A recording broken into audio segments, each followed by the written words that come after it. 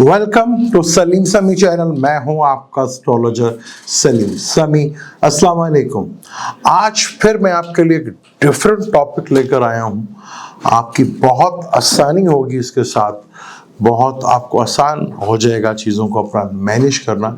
इससे पहले आपको इस तरह का टॉपिक जो है पाकिस्तान में तो खैर मुश्किल किसी ने बताया हो आपको, लेकिन आज मैं वो टॉपिक शुरू करता हूँ।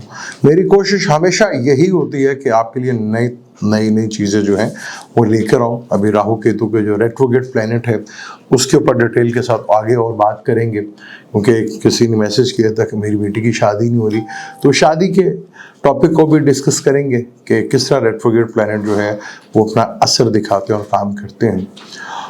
आज का जो हमारा टॉपिक है, अमूमन हमारे लोगों को बहुत बड़ी प्रॉब्लम होती है जब उन्होंने कोई जॉब अप्लाई करनी हो या कोई बहुत इंपॉर्टेंट डॉक्यूमेंट्स अपना कहीं अप्लाई या भेजना हो, या टेंडर्स के टाइम पे कोई अप्लाई करना हो और उस वक्त कोई ईमेल या डॉक्यूमेंट्स भेजना हो, तो वो कौन सी चीज़ है। चाहे आपका बिजनेस है, चाहे आपका बहुत इंपॉर्टेंट डॉक्यूमेंट्स है, आप वीज़े के लिए अप्लाई कर रहे हैं, तो किस टाइम जो है वो आप करें तो वो आपके लिए बहुत ज़्यादा फ़ायदेमंद साबित हो सकता है। ये आज का हमारा टॉपिक होगा कि अगर हमने जॉब के लिए अप्लाई करनी है, किसी टेंडर्स के लिए अप्लाई करनी है, किसी मेजर इवेंट्स के लिए हमें ईमेल्स करनी है या लेटर भेजना है या वीज़े के अप्लाई के लिए भेजना है या बिजनेस की जो कोई पिटिशन वगैरह है, तो वो कौन सा टाइम हमारे लिए सूट करता है और कौन सा टाइम वो बेहतर है। पहले तो आपने ये चीज़ देखनी है, जैसे आपको पता है कि सन साइन को आपको पता है, वो वेस्टर्न एस्ट्रोलॉजी को ज़्यादा आपको पता है कि जी मैं फला महीने में पैदा हुआ तो मेरा ये ज़ोडिक साइन, हालांकि ऐसा होता नहीं है। उसमें भी बहुत इंपॉर्टेंट होता है कि आपका एसेंडेंट क्या है, और उसके बाद मून साइन बहुत इंपॉर्टेंट होता है। जहां आपका मून बैठा होगा वो किस नक्षत्र के ऊपर बैठा हुआ है, वो जिस नक्षत्र के ऊपर बैठा होगा वो बहुत ज़्यादा अहमियत रखता है। यानी आपका मून साइन एरीज है, टॉरस है, जमनाय है, कैंसर है, ल्यू है, विर्गो है, लिब्रा है, स्कॉर्पियो है, सेजिटेरियस है, कैप्रिकॉर्न है, एक्वेरियस है, पाइसिस है। कोई सा भी आपका मून साइन हो सकता है और वो डेफिनेट किसी न किसी नक्षत्र के ऊपर बैठा होता है। पहले 4 ज़ोडिक साइन में जो होते हैं 9 नक्षत्र होते हैं, 9 करके फिर 27 नक्षत्र हो जाते हैं।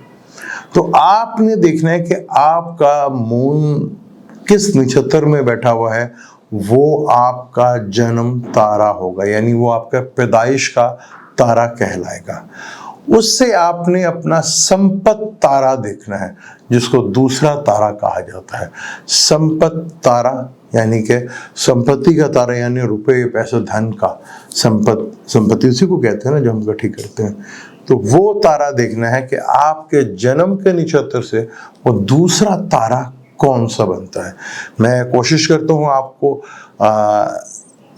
चार्ट के थ्रू एक्सप्लेन करने की, कि आपके लिए इजी हो सके, आप किस तरह उसको आसानी के साथ जज कर सकते हैं। जिसको अपनी डेट नहीं पता, एस्ट्रोलॉजी का नहीं पता चलता, उसका मून साइन क्या, बेशुमार वेबसाइट है, अब तो एप्लीकेशन डाउनलोड के वहाँ पे आपको आप अपना date of birth, time of birth, place of birth डालें तो आपके सामने आ जाएगा कि आपका मून जो है वो किस नक्षत्र में। फर्ज कर लेकर बुर्ज हमल में ही है आपका मून और पहली 13 डिग्रियों पे है, तो वो अश्विनी नक्षत्र कहलाएगा। तो आपका जन्म तारा बना अश्विनी तारा, तो उसे दूसरा तारा होगा भरनी, वो आपका संपत्ति तारा होगा। तो वो आपके लिए कैलकुलेशन करना बहुत आसान हो जाएगा। आइए आपको थोड़ा चार्ट के थ्रू समझाते हैं। जी, ये आगे सारे नक्षत्र। अब आपने देखा कि बुर्ज अश्विनी अगर कोई पैदा होता है, बुर्ज हमल में कोई पैदा हुआ, अब बुर्ज हमल के भी 3 सवा 2 3 नक्षत्र बन ही जाते हैं, क्योंकि पहला नक्षत्र जो है वो उसका अश्विनी का होगा।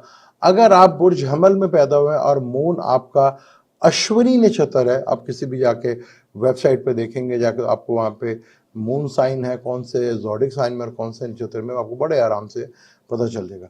अश्विनी में है तो आप समझ लें कि ये हो गया आपका जन्म तारा, आपका पैदाइश का तारा। तो उससे दूसरा जिसे संपत तारा कहा जाता है वो बन गया भरनी का। अगर कोई बुर्ज हमल में ही पैदा हुआ है और उसका वो भरनी नक्षत्र में पैदा हुआ, तो भरनी उसका बन जाएगा जन्म नक्षत्र यानी पैदाइश का नक्षत्र। तो उससे दूसरा तारा जो बन जाएगा वो बन जाएगा कृत्तिका, कृत्तिका तारा वो उसका बन जाएगा। इसी तरह अगर कोई फर्ज कर लें कोई लियो में पैदा हुआ है और मगा नक्षत्र है, ये भी केतु का ही नक्षत्र है। केतु के जितने भी नक्षत्र आएंगे वो हमेशा फायर जोडिक साइन से शुरू होंगे, यानी एरियस जो है वो भी फायर है, ल्यू है वो भी फायर है, सेगिटेरियस है वो भी फायर है। एरियस का जो है वो केतु बनता है और ल्यू का जो है मगा बनता है और सेगिटेरियस का जो पहला नक्षत्र बनता है वो मोला बनता है। अगर कोई मगा नक्षत्र में पैदा हुआ है यानी बुर्ज असद में पैदा हुआ है तो उसका जन्म नक्षत्र या अपना पैदाइश का जो नक्षत्र होगा वो मगा कहलाएगा।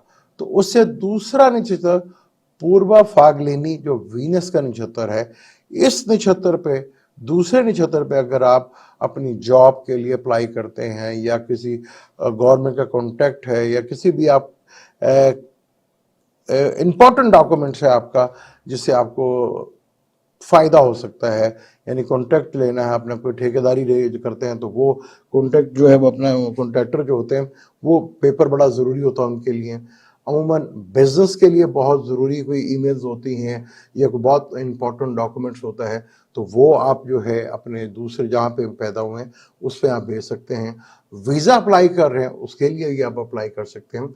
इसी तरह अगर हम बात कर लें कि जी उत्तरा फागलेनी जो कि शम्स का नक्षत्र है और ये भी जो है इससे जो दूसरा तारा बनेगा वो दूसरा तारा जो है वो हस्त नक्षत्र बनेगा। पर जिस तारे में आप पैदा हुए उससे अगला नक्षत्र को हम संपत तारा कहते हैं। जैसे अगर हम सेगिटेरियस की बात करें तो मोला आ गया, तो मोला में जो पैदा होगा तो उसका दूसरा जो होगा पूर्वाषाढ़ा वीनस का आएगा।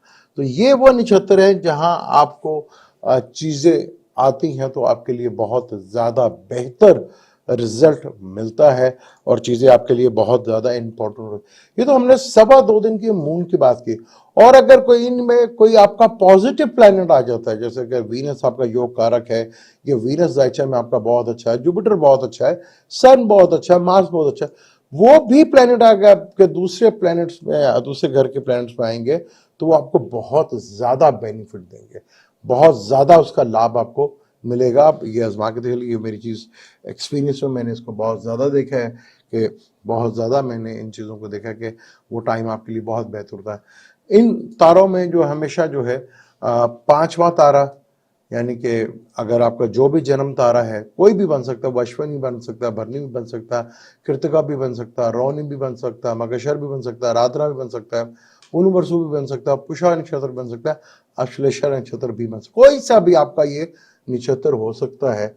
तो उससे अगर तीसरा नक्षत्र होगा, 5वां नक्षत्र होगा, 7वां नक्षत्र होगा तो वो टाइम आपके लिए काफी डिफिकल्ट और काफी मुश्किल टाइम आपके साथ फेस करना पड़ेगा। बल्कि पिछले महीने में एक चार्ट देख रहा था, उनके जो महादिशा थी वो तीसरे तारा की थी और जो सब दिशा थी वो 5वें तारे की थी। तो बहुत उनका ये टाइम वस्त इन टाइम तक काफी मुश्किल उन्होंने देखी।